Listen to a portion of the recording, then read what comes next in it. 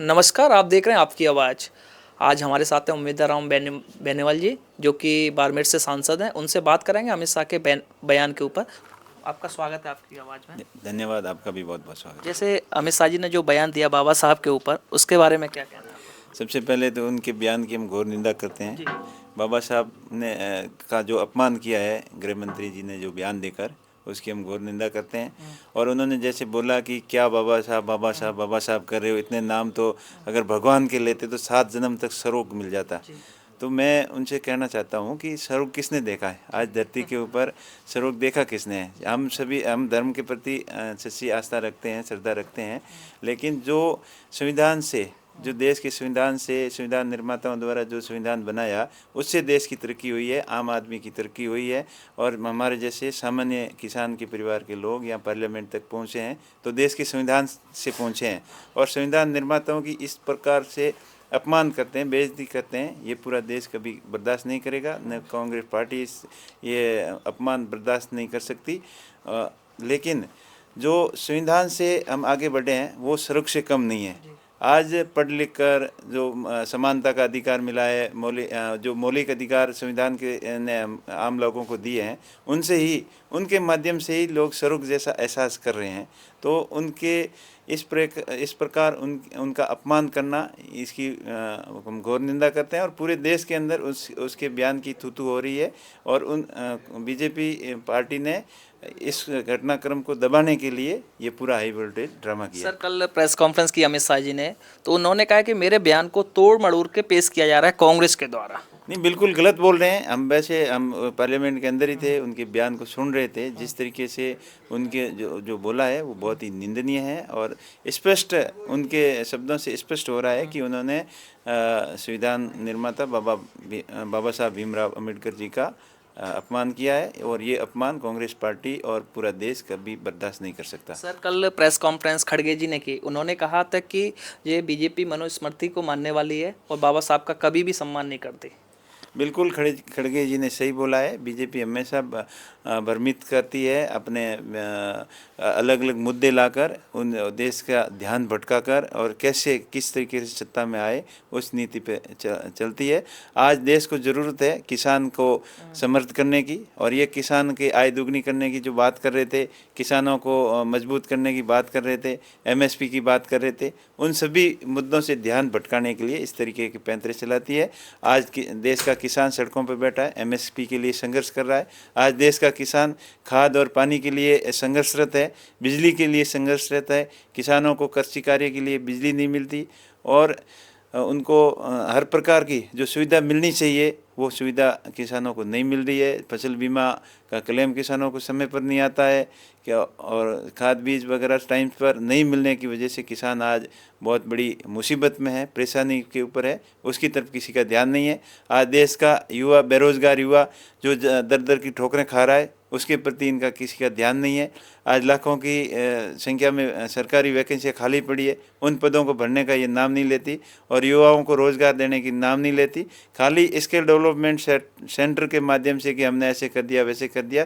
पर ये मैंने सवाल लगाया था लोकसभा के अंदर, उसके जवाब पूछा था कि आपने कौशल विकास के अंदर कितने लोगों को रोज़गार दिया, तो उस सवाल का इन्होंने जवाब ही नहीं दिया। इस तरीके से ये खाली भ्रमित के अलावा कुछ काम नहीं है इनका। आज जिस तरीके से देश के बेरोज़गार युवाओं की हालत है, आप उनसे अंदाज़ा लगा लीजिए। देश की जो बड़ी सार्वजनिक क्षेत्र की कंपनियां थी, पीएसयू कंपनियां, वो उनकी हालत दिन प्रतिदिन खराब होती जा रही है। जो देश की नवरत्न कंपनियां आज संकट के अंदर है।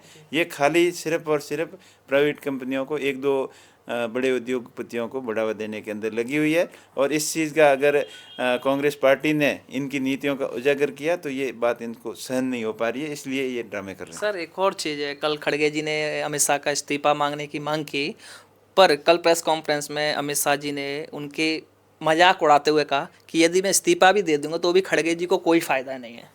बिल्कुल, ये इस तरीके का अहंकार उनको ले डूबेगा, और ऐसा अहंकार किसी को रखना नहीं चाहिए। और इस तरीके से खड़गे जी कांग्रेस के वरिष्ठ नेता हैं, उनका अपमान नहीं करना चाहिए उनको। और समय सबका आता है, आज उनका समय चल रहा है। ये बोल रहे थे कि अच्छे दिन आम लोगों के आएंगे, लेकिन खाली बीजेपी पार्टी के अलावा किसी के अच्छे दिन नहीं आए। तो अच्छे दिन आते हैं और चले जाते हैं, इसका कोई पता नहीं चलता। और इस तरीके से बेइज्जती करना, किसी की मजाक उड़ाना बिल्कुल गलत है। उनको ध्यान देना चाहिए देश की वर्तमान स्थितियों के अंदर जो अमीरी और गरीबी के बीच में जो भेद बढ़ रहा है, अमीर अमीर होते जा रहे हैं और संत लोग के हाथ में देश की अर्थव्यवस्था है। ये बहुत ही चिंता का विषय है। आम लोगों जो बेरोजगारी के संकट से जूझ रहे हैं, महंगाई के मार झेल रहे हैं और देश के लोग बड़ी तकलीफ में हैं, उनकी तरफ इनको ध्यान देना चाहिए।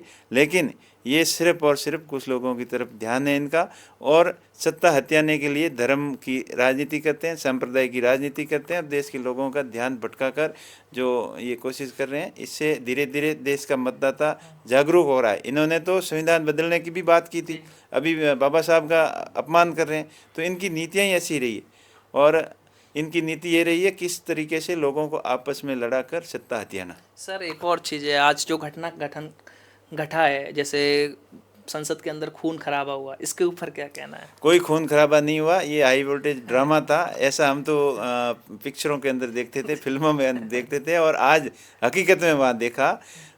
कांग्रेस पार्टी, इंडिया गठबंधन के दल सभी शांतिपूर्ण तरीके से अम्बेडकर जी की मूर्ति से प्रदर्शन करते हुए संसद भवन की तरफ जा रहे थे। तो जाते हुए को उन्होंने बीजेपी के सांसदों ने रोका और ज़बरदस्ती उनसे आके उलझे और उनका रास्ता रोका, सारे रास्ते रोके कि अंदर जाने से। और उस दरमियान भीड़ में हो सकता है कि वो अपने आप गिर गए होंगे या उनकी डंडी से उनकी नॉर्मल कोई शॉट लगी होगी, बाकी ऐसा कुछ नहीं लगा। और जो आरोप लगा रहे हैं बिल्कुल निराधार और झूठे आरोप हैं। सर एक और चीज़ है, इस सारे घटनाक्रम में जो स्टैंडी लेके खड़े थे कांग्रेस के राहुल गांधी जी के आरोप है कि वो मोटे डंडों के साथ थे। नहीं, बिल्कुल मोटे डंडों के साथ आए। हमने भी प्रोटेक्शन कर रहे हैं आज पिछले 14 दिनों से, और हाथ में नॉर्मल अपना बैनर लेके जाते हैं और वो भी पोस्टर टाइप का, और वो बड़े बड़े डंडे लेके आए। अगर उनकी तो प्लानिंग थी कि ये थोड़ा बहुत सामने विरोध प्रदर्शन करेंगे तो इन डंडों से मारेंगे, लेकिन कांग्रेस पार्टी अनुशासित पार्टी है, देश की सबसे पुरानी पार्टी है, देश के लोगों का विश्वास कांग्रेस पार्टी के प्रति है और एक जिम्मेदार पार्टी है। और जिम्मेदार लोग कभी को उलझन पैदा नहीं करते, ना किसी से उलझते हैं। आज भी शांतिपूर्ण तरीके से जा रहे थे, वो ज़बरदस्ती इनसे उलझे और जो आरोप लगा रहे हैं बिल्कुल निराधार और झूठे आरोप हैं। सर एक और चीज़ है कि अभी पार्लियामेंट में जो हुआ है उसको आप कैसे देखते हैं? आप इस्तीफा दे देना चाहिए? बिल्कुल उनको माफ़ी मांगनी चाहिए और नैतिक जिम्मेदारी लेते हुए इस्तीफा देना चाहिए। हमसे बात करने के लिए धन्यवाद। धन्यवाद आप। ये थे बाड़मेर से सांसद उम्मेद राव बेनीवाल जी। नमस्कार।